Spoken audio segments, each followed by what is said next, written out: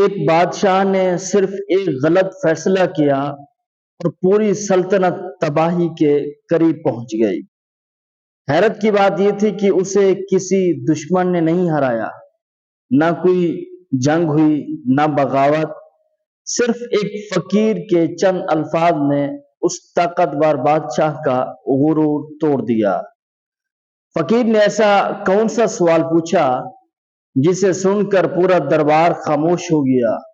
اور آخر ایسا کیا ہوا کہ بادشاہ کی آنکھوں سے آنسو بہنے لگے؟ یہ سبق آموز کہانی آخر تک ضرور دیکھیں، ہو سکتا ہے اس میں آپ کی زندگی کے لیے بھی ایک بڑا سبق ہو۔ اصل کہانی پرانے زمانے کی بات ہے۔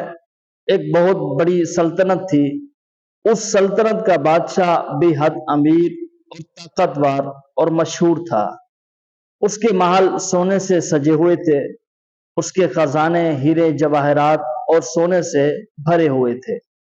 ہزاروں سپاہی اس کی حفاظت کرتے تھے۔ لوگ اس سے محبت نہیں بلکہ ڈرتے تھے۔ لیکن اس بادشاہ میں ایک بہت بڑی خامی تھی۔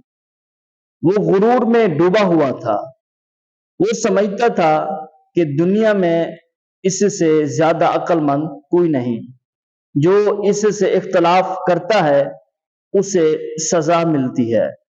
وزیر بھی صرف وہی بات کرتے جو بادشاہ سننا چاہتا تھا۔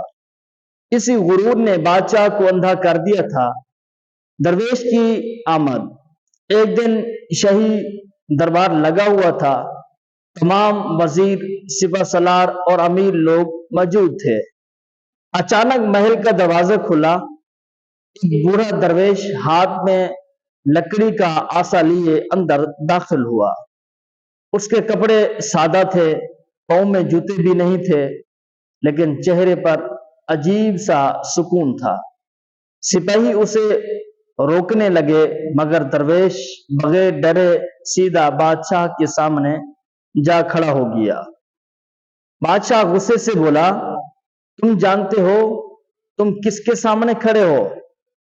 درویش مسکرایا اور بولا، ہاں، ایک ایسے انسان کے سامنے جو خود کو دنیا کا سب سے طاقتور سمجھتا ہے۔ پورا دربار حیران رہ گیا۔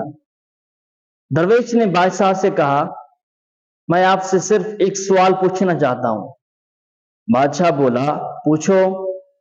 درویش نے کہا، اگر آج رات آپ کی موت آ جائے تو ان محلات، خزانوں اور تخت میں سے آپ اپنے ساتھ کیا لے جائیں گے؟ یہ سن کر پورا دربار خاموش ہو گیا۔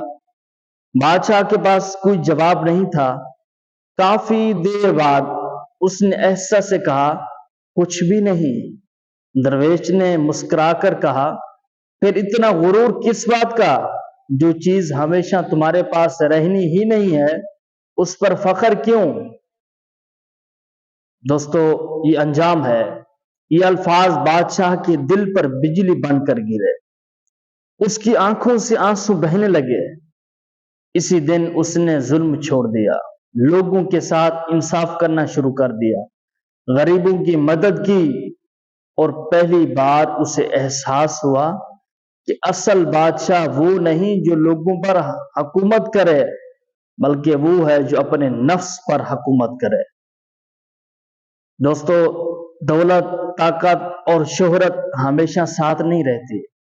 اصل کامیابی اچھے اخلاق، عاجزی اور انصاف میں ہے۔ اگر آپ کو یہ سبق آموز کہانی پسند آئی ہو تو اس ویڈیو کو لائک کریں، اپنے دوستوں کے ساتھ شیئر کریں اور ہمارے چینل محمد یامین آفیشل کو ضرور سبسکرائب کریں۔ جزاک اللہ خیرہ۔